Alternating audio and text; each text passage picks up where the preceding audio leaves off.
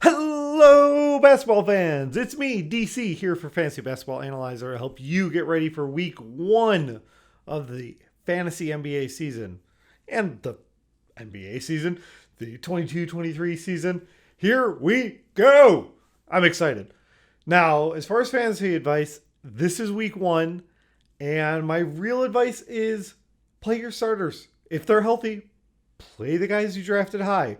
If you got a team with Chris Middleton and Triple J and stuff, not that those are very specific examples of exactly one of my teams, then put them in the injured spot or put them on the bench if you don't have an injured spot. Play who's healthy and you roll with it. I'm going to get into the nitty gritty as we always do every week to help you get ready. But if that's all you want for this week, just hit subscribe. Come on back throughout the season and we'll help you win those matchups. Let's go look at what we normally do to break down every given week. Now we start by looking at pace and defensive efficiency. If you're used to this, you'll know what I'm talking about. If you're new here, the idea is that the quicker players play, the more opportunities to accumulate stats, right? So even a good defensive team over the last few seasons, the Bucks are a great example of this.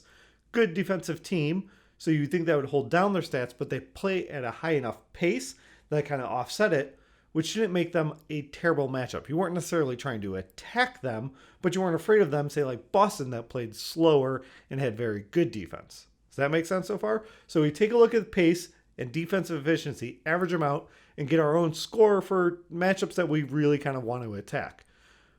I'm going off of what last season ended. So this is week 24 of last season. Week 24 of the fantasy, week 25 of the real NBA season, right? This is what we're looking at. We have no baseline for this. So we're going to use these for good or bad matchups. We won't really know, honestly, a few weeks in because we don't know. Now, do certain teams have identities and they're going to play the same way? Do we expect Golden State had a lot of big changes? Denver, other than getting some healthy players back that weren't there at all last season? No, these guys are going to be okay, right? But say Charlotte had a coaching change. They now have a coach who's known for his defense. Is that going to help them more? Or is Bridges being absent hurting their offense so much more? You know, these things could shift. It could change the pace. It could change the defense. We don't really know. I still think Charlotte's going to be a good matchup because I don't think they're going to be great on defense, but maybe some of the parts will be more than the individual parts. We'll find out. That's what makes this so exciting. The season starts on Tuesday, so let's go ahead. We'll take these metrics and apply it to what the weekly schedule looks like. So here it is, week one. No Monday games at all, so we're really looking at a 6-day week. If you're in daily change leagues, like most leagues, no big deal. Most teams play 3. A few teams play 2 games. That's worth noting. We got Brooklyn, Dallas, the Bucks, and New York, right? Otherwise, everyone else is playing 3 games. Nice and easy. The green and red teams are flagged here for teams. In theory, green is a good matchup. Red is someone you want to avoid. But like I said, this is going off of last year's numbers. I don't want to treat it as like concrete rule for sure, but we probably can infer some stuff based on where these teams left off. Generally, I would use this information more if you're playing like daily fantasy or even making individual bets on a game where you see 2 good matchups going against each other. So you look at the Clippers and they're playing Sacramento on Saturday and you get excited about it, but the Clippers aren't necessarily a good matchup. They're not bad, they're neutral as we see right now. Obviously, Kawhi's back. John Wall, that team, while having the core identity kind of the same, does have different personality. This might switch. They might have a much better defense, and maybe they work their way down. What you want to find is when there's 2 good teams going against each other, like good positive matchups, 2 teams in the green, if you will. So Charlotte and Atlanta could be an opportunity for that. They play each other on Sunday. Charlotte's in the green. Atlanta isn't yet, but we'll see what it looks like this season. So beyond this nitty gritty, we like to mention what's happening next week. So Sacramento only has 2 games for next week. So will they end this week nicely with the back-to-back Saturday, Sunday, Clippers, Golden State? If you're making a pickup to play them there, that would be nice. But no, you're not going to get a lot of use going into next week because they only have 2 games. We're talking about nitty-gritty and how many days and all that stuff and back-to-backs. Let's go ahead and talk about back-to-backs overall. Now, there's not too many back-to-backs, thankfully. There's still some, and, come on, NBA. But whatever. It's mostly Friday, Saturday back-to-backs, which means on certain teams, some guys will rest, right? I've highlighted them all here in red, and I haven't mentioned it yet. The link to these spreadsheets are always down below. go ahead and click it. If you have any issue with it, just leave it in the comments. I'll make sure the sharing options are all fixed if that ever pops up. Hopefully it won't. We've been doing this a while now. Anyway, you can see these back-to-backs. It's nice if you scoop someone up Thursday. There's only 2 games. So you can target people to pick up for a Friday, Saturday game in your daily change leagues. You make one move and get to play someone on these back-to-backs, get some advantages. That can be helpful, but these days are high volume days, so you might not get as much use out of them as would be possible. And then there's 4 teams that have the Saturday, Sunday back-to-back. Same kind of thing that applies. Scoop them up. There's a lower volume day, so having someone play on Sunday is nice. It's worth noting that for next week, any of these 4 teams that have the back-to-back, 3 of them only play 3 games, and then 1 of them has a 2-game week. So you're not getting a huge bump once they go back to a normal 3 and 4 game week next week. None of them are making this pickup, getting a good weekend push, and then getting a big boom in case someone picks up. But honestly, with the first week, you see some big box scores. There's going to be like, ooh, piece of candy, ooh, piece of candy. He picks people up, and some of them aren't going to work out. That's why my advice is really roll with your starters, roll with your stars. Hopefully you're excited watching some games, checking out some box scores. You're going to make some moves here. If you lose a couple weeks here at the start while you're setting up the foundation of your team, that's probably more important.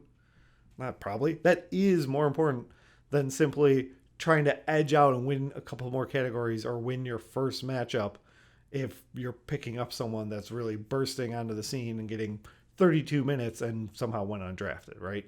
So let's not worry about the schedule as much this week, even though it could help you win it, because you want to win the weeks overall and go into the playoffs. So we're looking at a longer game. Now, something we will be talking about as we get through the season and talk about the longer game is quality games. If you've watched the channel before, you know what this means, but this question comes up a lot. The idea is not every day has the same amount of games, right? So picking up someone on a low volume game day is more valuable because your bench players are never going to go in for your stars if they both have a game. So if you have someone who's playing on the off nights, if you will, you're more likely to get them in your lineup, and then it'll help you out. Doesn't matter for weekly lock leagues, but most leagues are daily change by default, and so this affects most of your leagues.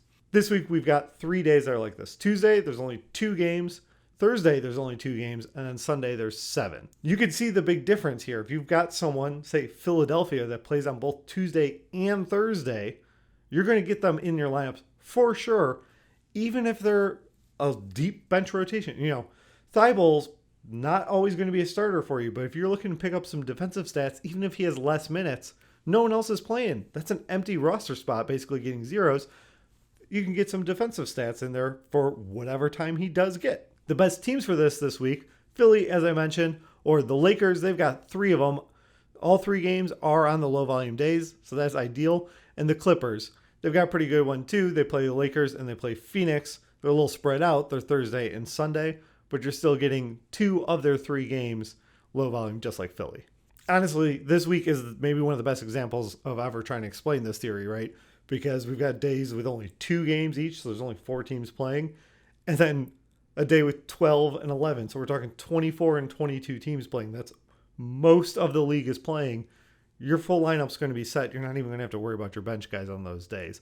That's what we're really talking about when we look at quality games. And that's really all we look for to set our baseline prepping for the week. We'll do waivers and stuff like that, but like I said, it's week 1. The only thing we skipped over in this week's preview is I didn't get too hard in back-to-back negatives, as in these players are definitely going to rest. I've got the list of suspected players. You know, we know Kawhi. I assume Zion's going to be like that. Boston's got a back-to-back. Does that mean Al Horford sits? Maybe not, because they don't have Rob Williams. Maybe they don't have the health to do that.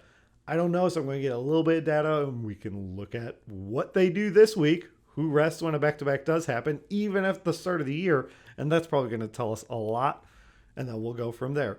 Thank you for watching. If you're new to the channel, subscribe, leave a comment down below, check out the links. Any questions for you, hit me up. But it's here. Basketball is back. The league starts on Tuesday. The real games start on Wednesday. Whichever day you're most excited about tuning in on, which, you know, I'm going to want to watch both. But I find Wednesday the most exciting when we're like overwhelmed and inundated with basketball.